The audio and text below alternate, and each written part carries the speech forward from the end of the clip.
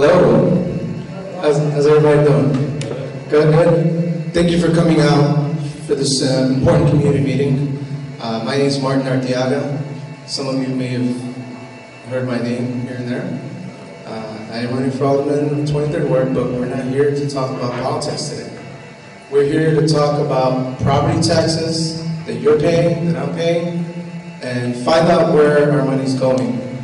So that is the issue of today, and I know that you're going to enjoy this presentation. You will be very enlightened about where those tax dollars are going. I just want to thank Kennedy High School for allowing us a space to hold this community forum. I want to thank you, the community members, for coming out. I also want to thank the organizers of Move 23 Forward for putting in hard work and putting this thing together. Like I said, my name is Martin Arteaga. I've been here in the Southwest side for 23 years. I'm a small business owner as well. And I also want to just acknowledge a couple of people that are here. I want to thank the Southwest Post for being here. Bro Memo Magdaleno, who's running in 13, thank you for being here. But without further ado, I just want to introduce Tom Tresser. He's an educator, he's an organizer, he's a co-founder of the CivicLab, and this is the 20th presentation here in the city of Chicago, where he's eliminated people in different wards about where their tax dollars are going. He's a professor at DePaul, UIC, and Loyola, and he will be graciously eliminating us. Here we go. Thank you. All right, now, we'll take questions at the end. All right, so now let's talk TIFs in the local picture. So now you've seen the big picture, I think. I hope to explain how TIFs work, the history of TIFs in Chicago. You know, we were at the 50,000 level. Now let's zoom down to talk about TIFs in this ward, 23rd. So this is what we do with the TIF Elimination Project. We tell you, first of all, how many TIFs are there? So that's good to know. What are their names? How much of that TIF is in the ward? Because these things wander all over the map. And a TIF district may be partly in this ward and partly in the next ward. So we want to show you that. How much money do they take just from the ward? How much money is left in the TIF accounts at the end of the year from the ward? What projects were funded by TIFs in your ward? The lifetime extraction of TIFs that are completely in your ward, and there's some that match that description here. Any transfers of money in or out. So what we found is that if TIFs touch each other, the money can move. It's called porting, P-O-R-T, porting. So money can transfer between TIFs, and that's kind of a squirrely process, so we can tell you if that happened, you should know.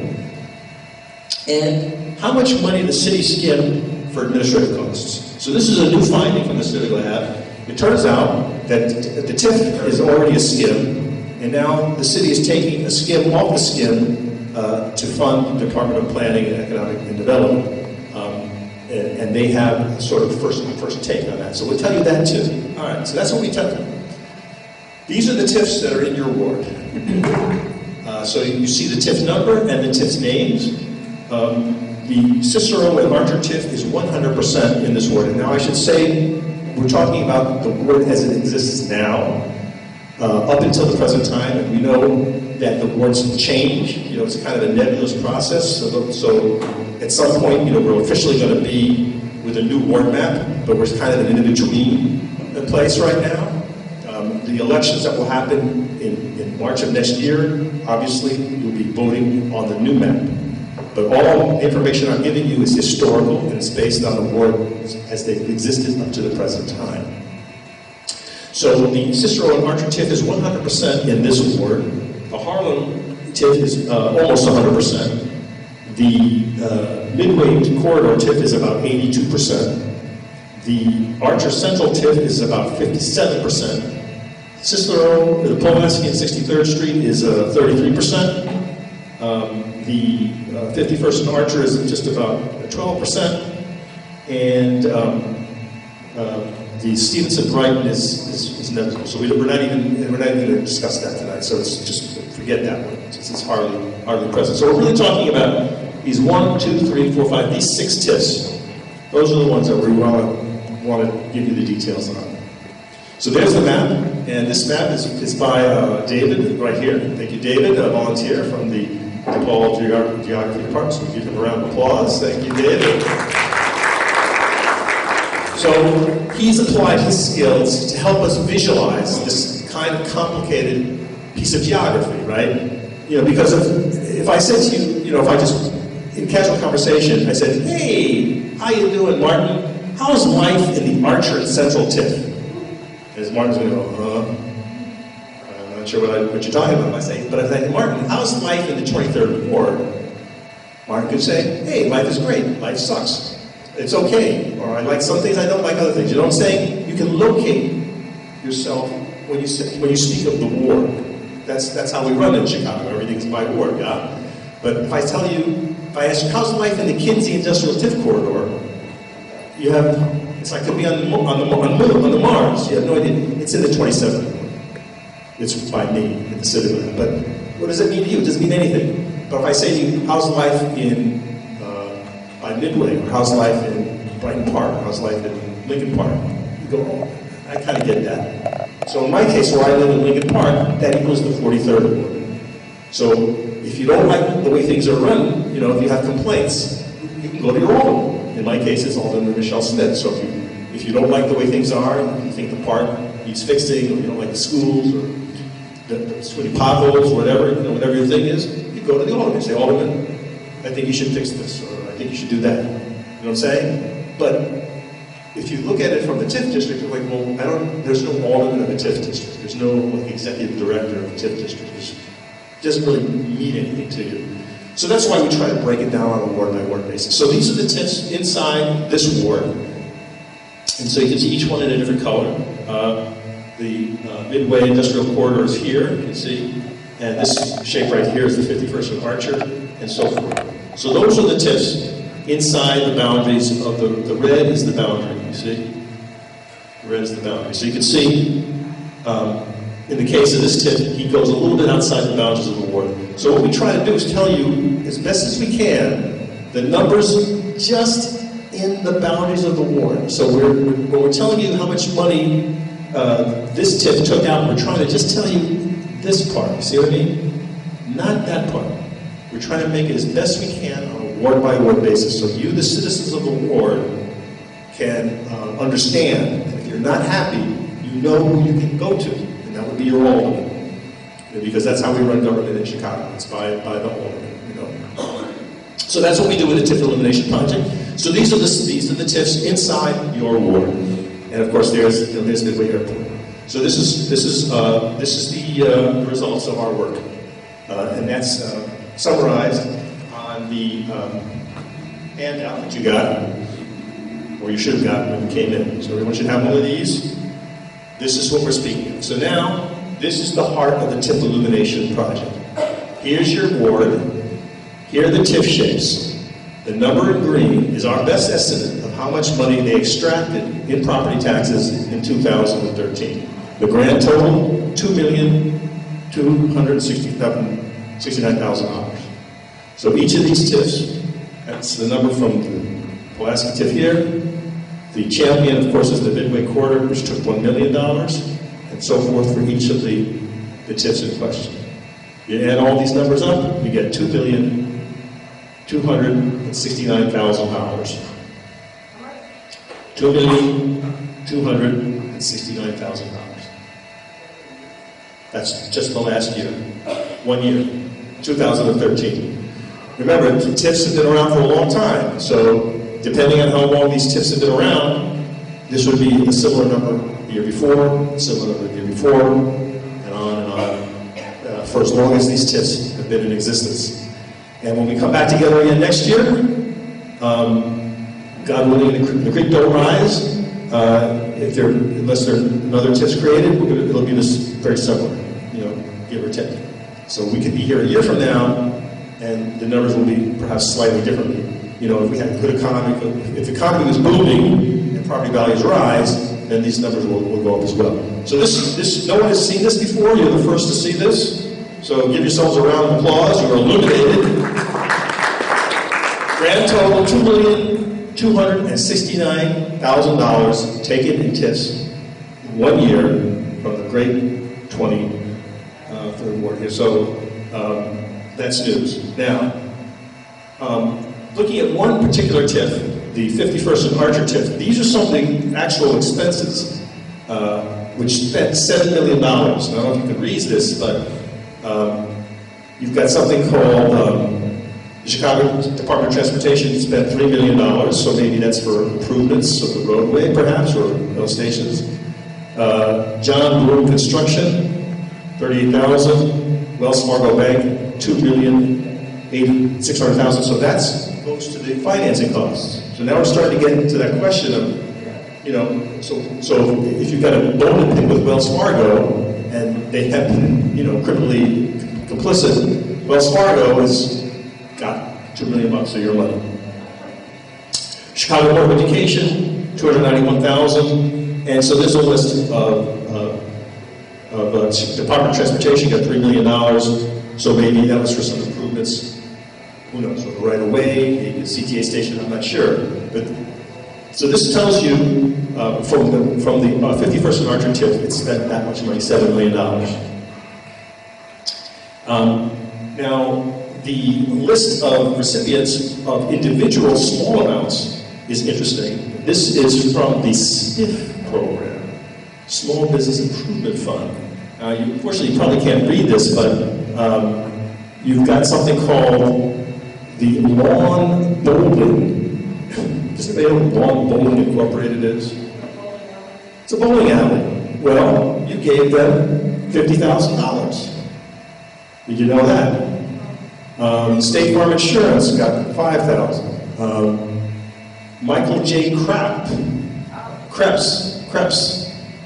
he's a dentist. He got $43,000. Well, it says here for improving, it says here these are the lists. Remember, it's always for buildings, so it's physical improvements. So if you can read this, you can find out. Let's see. State Farm Insurance at 6691 South Pulaski got $57,000. So these are the list of individual businesses, people that receive TIF money. Well, it's for physical improvements. Yeah, it's for like, it could be, no, it'd be for like maybe the roof or the boiler, things of that nature. So this is from the Small Business Improvement Fund. Again, money being handed out. I'm sure you didn't know about these details, but overall, just for this area, it's about $417,000. Relatively small amount of money in the scheme of things, but it's your money. You should know about it. Again, from the other TIF, this is from the Harlem Industrial Corridor TIF. It's $600,000. And it went to such things as, let's see, Grand Safe, Brad Sales Company, Imperial Plating, Dayton Auto Rebuilders. I'm not sure what this is, Paradise. I don't know what that is. So there's basically another $500,000 doled out to sundry people. Maybe you should get on that list. You'll be on the list next year. You can figure out how to get your hand in the till. This is the biggest project. $3 million of your dollars went to this project. Anybody sharp here? Okay, well, you're a part owner. You know that. $3 million of your dollars went to this market. Shop and save. Now, some people would say, look, we need a market. We didn't have a market in the community, so we had to bribe them to put this in. So that would be the argument. There was no store, there was no good grocery store. So we had to give the developer of the small $3 million. We had to give Shop and Save $3 million to do business here. And that's a good debate. I mean, you should have that debate. Are you okay with that? Are you down with $3 million of your dollars going to Shop and Save? Someone says yes. Guy says yes. So that's a debate you need to have. I mean, were you asked? No, you weren't asked. And so it is across the city. Hundreds of cases like this. Sometimes people like who got the money, but most times they don't like it. And I mean, a fair question is, why does Shop and Save need your $3 million to do business? It's not a loan. No, it's a straight up gift. Well, that's no interest. no, it's a straight up gift. He said they don't even have to do what they said they were going to do. They can close tomorrow. They can move. They can sell. They could sell their. So whoever owns that could sell to say Jewel or something and get a profit. You don't get that profit. If they had a terrible fire or someone embezzled the money and the business went bankrupt, we don't get the money back. It's a one-way street. They don't even know the location of the road. Well, many good questions. It's a one-way street, and good luck with your. You could ask your own. You could ask all these questions. But generally speaking, the money is a one-way street. Once it's gone, it's gone. And whatever claim Shop and Save made to get your $3 million, they may have said like we're going to hire people. There's no fresh food. Whatever the argument they made to get the $3 million. You weren't part of that conversation. So if you're not okay with $3 million of your dollars going to Shop and Save, now is the time to speak up. Or to stop it from happening again if there's another project, like that would be similar. So in some places, neighbors go, well, okay, we need a grocery store, so I'm okay with my money going to a grocery, going for that. So it's up to you to decide these things. But when we do these presentations, and this is now the 25th one I've done, at no time did anyone know these facts. At no time, in the thousands of people I've been in front of, did someone go, oh yeah, I know all about that. That's great. I'm so happy that Shop and Save got my $3 million. I'm totally down with that. That's never happened. You didn't get the memo. I'm so sorry. You didn't get the memo. You changed your email. He sent you the message, darling. Where were you? So, it's a fair question. It's your all's money, right? It's your money from your property taxes. Are you okay with this, or are you not okay with this? Well, you need to speak up. If you're not okay with this, then you need to get into the policy world. You need to get out there and get busy and talk to your aldermen or talk to your candidates and make them pay attention to you. And in America, there's only one way you can do that is by your money or by your vote. So you're either going to vote with your wallet or you're going to vote with your feet. You got to tell the people that are seeking your votes, you're not okay with this, or you can tell them you are okay with this. Whatever you decide. But $3 million from the Arteaga Central TIF District went to the Shop and Save company for this store that you see here. Now, it just so happens that Shop and Save donated $13,000 to Alderman Zalewski. Oh, are you telling me? Oh my God! No, can't be. Not in Chicago. It can't be. It can't be. You scratch my back and I scratch your back. That can't be happening in Chicago, could it be? Oh no. Well, but there you see it in black and white off the state's campaign contribution. Anybody in this room with a computer can find this out.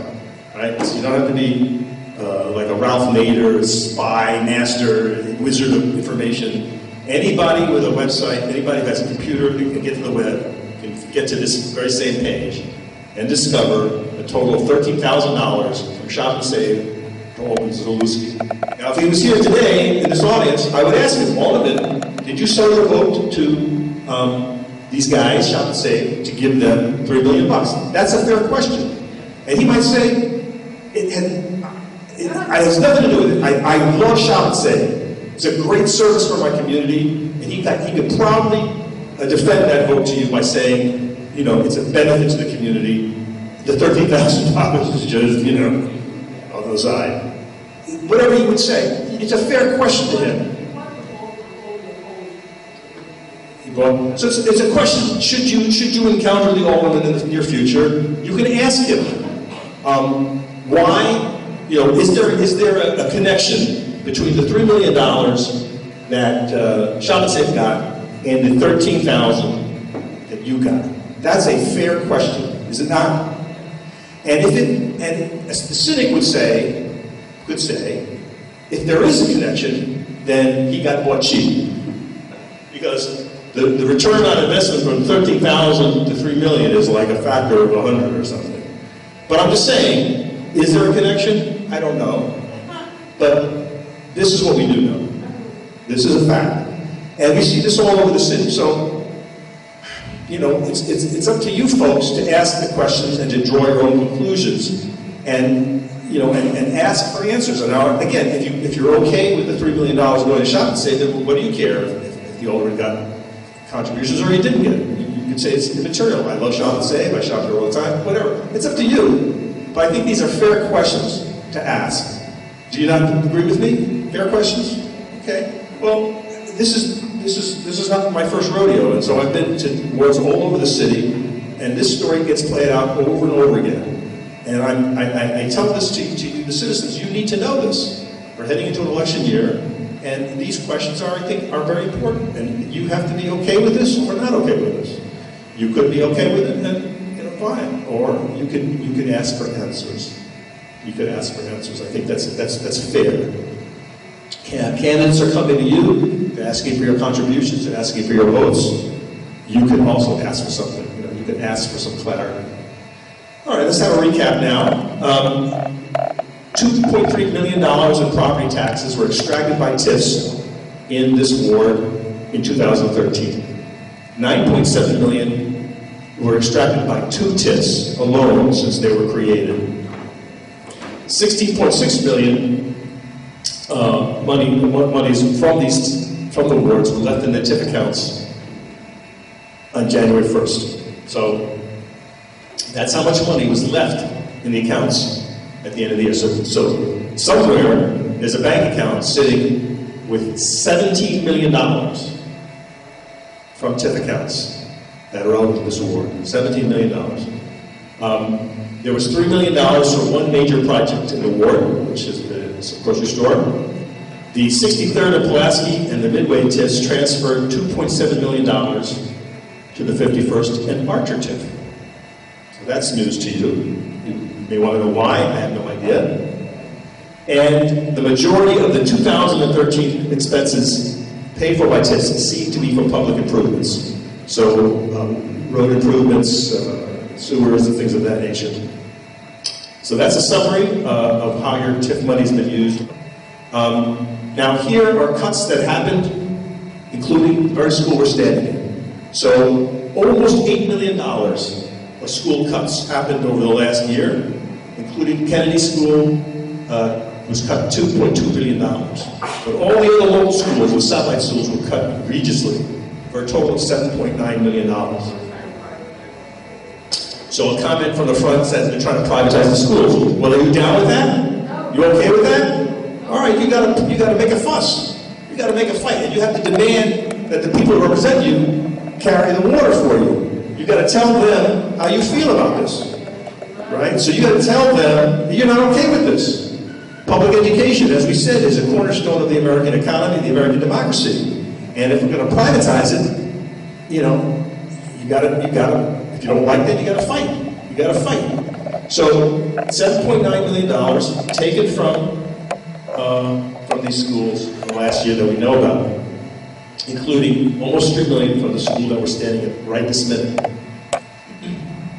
Now, what we see is the TIFs hoard taxes in prosperous communities and they starve poor communities. This is actually the opposite of what they're supposed to do. So this heat map right here shows that TIF money is flowing in the Central Loop area. But out in the boonies, you know, out in the far, like down where we are, you're losers. So again, that seems to be counterintuitive. The idea is we're going to have a TIF district to create economic opportunity. Well, we're giving the economic opportunity to the people that already kind of don't need it. So it doesn't make any sense from that point of view. Why does the loop and the central loop and the super loop glow bright red with TIF prosperity, if you follow me? So TIFs tend to keep prosperity where it is and not do what they're supposed to do. So it's almost like a contradiction in terms. But this map is from the Chicago Reporter, and they've been on this case for years. Well, we have lack of transparency, evaluation, and accountability and recourse. But aside from that, it's going great. So this is from the Inspector General's office, Joe Ferguson, 2010. So Joe, you know, he doesn't carry my water. He doesn't listen to me. He does his thing, right? And this is his evaluation from 2010. He says, in overview, the audit found that the internal controls were not adequate to ensure effective management of the TIF expenditures. And he goes on. You're kidding me. In Chicago, we don't have effective management of billions of dollars of public money? Oh my God, what a surprise. Well, this is the Inspector General. Lack of transparency, evaluation, accountability, and recourse, but otherwise, it's going great. It happens. So David Orr, as I mentioned earlier, starting with the tax bills of 2013 summer, you will now see that. Where it was just those little stars, now you'll see a real number, and I think that's the start of potentially a revolution. So that's happening. And the example that David Orr passed down in his actual press release had this bill before and after. So in this particular example, those little asterisks went from 0 to 85%. So you can imagine the person who received that tax bill, what the heck? 85% of my tax still is going to this TIF district? What the heck? Who is that? Where is it? You can imagine if you got that bill. Would you want to know? I don't know about you brothers and sisters, but if somebody took 85% of my taxes, I want to know, like, lickety split. Who is that? What is that? What are they doing with that money? Yeah, you should know. Ladies and gentlemen, that concludes my presentation. You have been illuminated.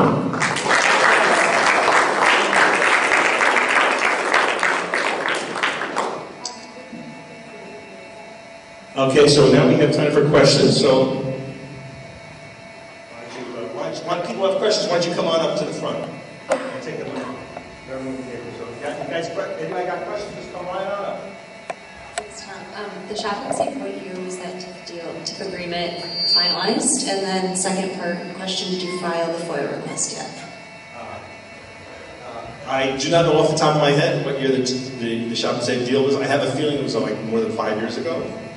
And the FOIA request will probably go in by the end of this week.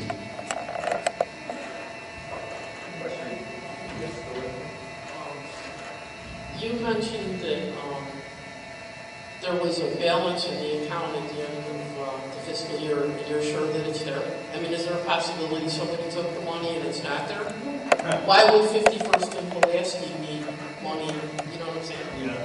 So, no, we don't know. I mean, the numbers were good as of the beginning of 2014.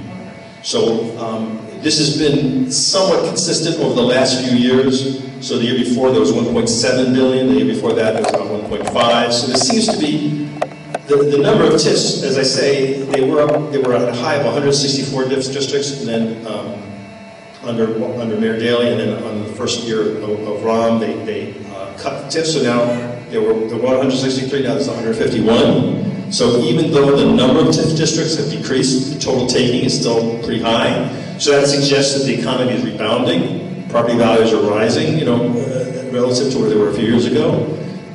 So my guess is we're standing here a year from now, and it'll probably be about the same, 1.7 billion in, all in.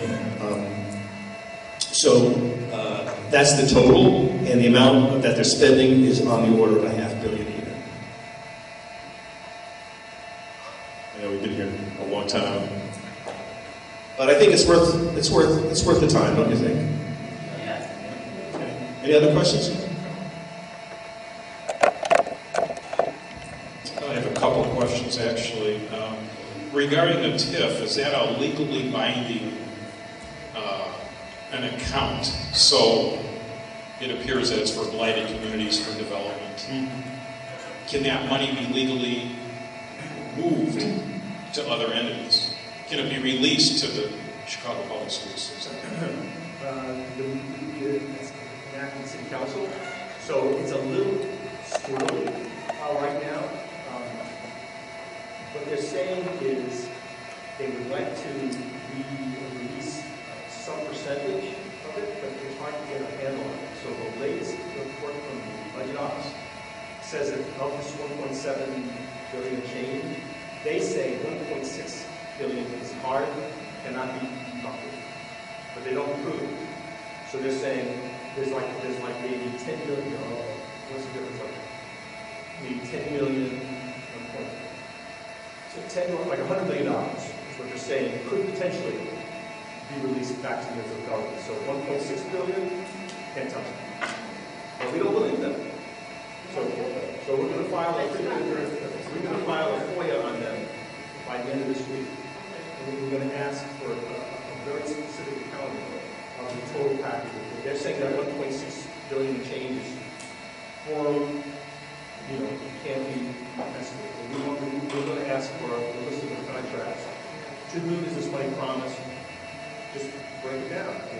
If they need help, we'll get their homework help. In the high school math society, to show what they're calculating. So it shouldn't be a hardship for the city to account to us. How this money is being used. So I would say, absent any hard proof, compelling reason, the entire sum should be turned back to the government. It should have gotten in the first place, which means the Board of Ed would get about 57% of that 1.7 billion. That's about $980 million, right? One-time cash infusion. And so you can imagine what it would mean for a school like this if they got their share of $980 million. Do you think the difference would be if teachers been laid off around here? Yeah. Teachers laid off in other districts. Services cut in school that are not just the teachers, but health aides, health workers. Books, all those things that make the school, computers, all those things. Imagine what $980 million will do, for the Board of Education, even if they spread it over 3 years. You know what I'm saying? Well, no one asked you. No one asked your opinion of how to do a good thing or bad thing. Okay? We're trying to put this on the table. Yes. Regarding the 1.7 billion, did you say that we don't really know where that money is being held and what banks? I do not. We don't know the return on investment that we're getting. Right. So when you open up into the TIF report, sometimes it says the name of the bank, which we assume is holding the money for that TIF. So we've seen the Amalgamated Bank and we've seen the Wells Fargo Bank. Those are the two banks we've seen. So it would require a whole other kind of investigation to really penetrate that and make a difference for it.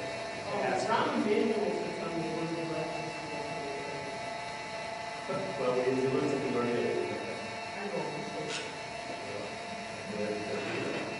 Because that could explain something, right? So, are we getting the best interest we can get from these accounts? Again, we don't know.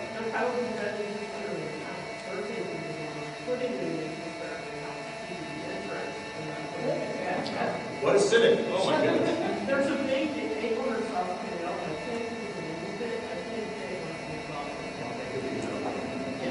So the amalgamated is the Union Bank. So these are all questions that are great questions.